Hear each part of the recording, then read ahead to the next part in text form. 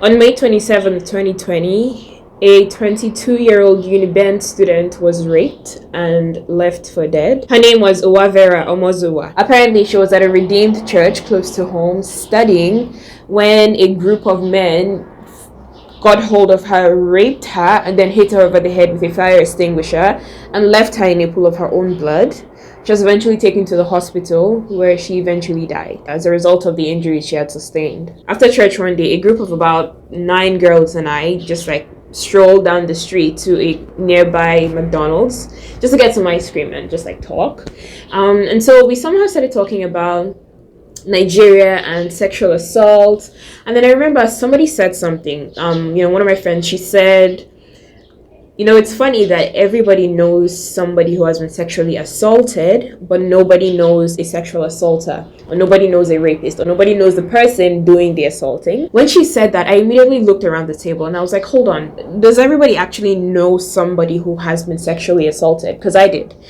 And literally every single person around the table nodded. Every single girl was like, yeah, we all know at least one person who has been sexually assaulted.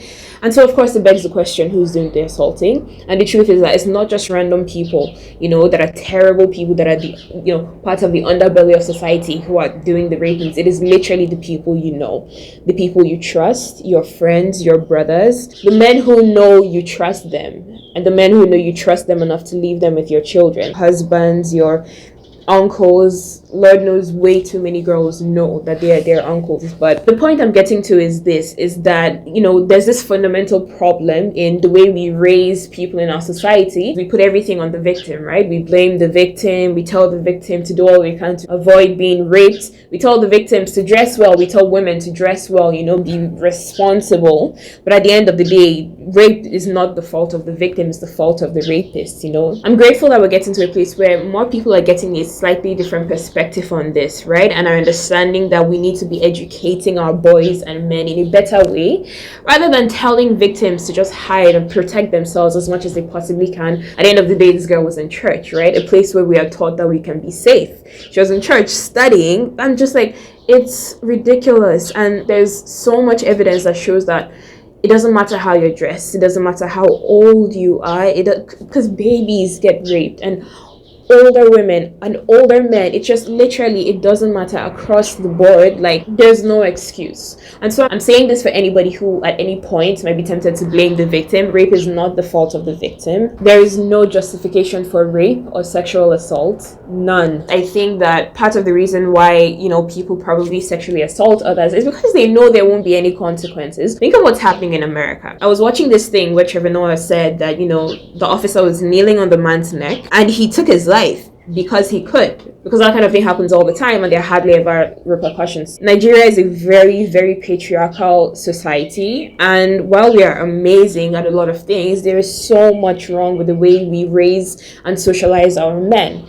A lot of men know that they can go around sexually harassing people and that nothing will happen to them. The society will protect them. There have been so many instances where people talk about how their pastor raped them, but the society just banded together and silenced the victim of rape and just protected the pastor in question. And I say all that to say this: at the end of the day, rape is not just about sex. It's about a lot more. It's about power. These people did this because, much like that police officer, they knew they could do it, and they knew that they would get away with it. We have taught them that they can get away with doing things like this. Now, one thing I'm grateful for is that people are banding together and planning to protest on social media and in person. People are calling the local police in that area to make sure that they get them to do something. Another thing about this is one situation that has made the news that we can see, but it is one out of so many. Again, referring back to the police officer and the murder of George Floyd, it is one situation that was filmed on camera that we could see, but the truth is it happens all the time. Rape happens all the time in every community, especially in a place like Nigeria, where the rape culture we have allows rapists to get away with rape, allows sexual assaulters to get away with it. When things like this happen, that's part of why it is so devastating for a lot of women, because we've all grown up with this fear that rape could happen to any of us at any time. We're always taught to close our legs, to dress well, to do this and not do that. And we're always taught that if we just do the right thing, we can prevent this horrible thing from happening to us. Instead of, on the flip side, rapists or boys or men also being taught to not rape people. It is a big part of the equation that for so long has been neglected. Somebody on Twitter called Renee the Leader posted on Twitter about some actions that they're trying to take in their community to protest what happened to Uwa. Some of the measures they're taking are organizing a peaceful protest on the 1st of June by posting a picture of you in black holding a paper stating how you feel. For example, saying "my body, my choice," or "say no to rape," or "stop raping us," or "justice for Uwa." She mentioned that if they're able to get a police permit on time, they're hoping to protest in person on the streets, a peaceful protest. She mentioned that another thing other people can do is donate face masks, to protesters and assist in getting a permit if you know anybody that can help expedite such a situation. That's just one example from one person, but I've seen other people talk about just different things they're doing, different protests, which is amazing. Sometimes in Nigeria specifically, there's almost just no motivation to even speak up about a lot of the injustices that happen because it's Nigeria. It's kind of perpetually been in a state of injustice for such a long time. We all just kind of keep it pushing. But I've experienced life in two different places, and I've seen that rape culture is not something that cannot be changed. At the end of the day, what is even more sickening about it is that we know that it happens to so many women, like so many women every single day in Nigeria, and they have no way to get justice. Some women literally have to live with the people who sexually assaulted them, like their husbands, their uncles, their fathers, their friends, the people who live down the street from them, and they can't say anything because either nobody will believe them, or everybody will blame them, or everybody will believe them and know that it was not their fault, but nobody will do anything because the rape culture we have just sort of allows men to get away with sexual assaults. Now, I do want to mention one thing. Sexual assault happens to all people. It happens to women, it happens to men, it happens to old, young people, babies, children, everyone. But women are at a major disadvantage when it comes to sexual assault, especially in Nigeria. I've mentioned rape culture a couple of times to refer to, sort of the attitudes and the behaviors we have towards rape and sexual assault, how we treat it, how we handle it, how we teach people about it. What we teach them is permissible and what isn't. So the key word there is culture. Culture can be changed. Culture is a product of the people. We can change it if we're intentional about it and if we all do the best we can. Change the rape culture around you. Change the rape culture in your home, in your group of friends. I heard somebody say once that, okay, you say you're a good guy.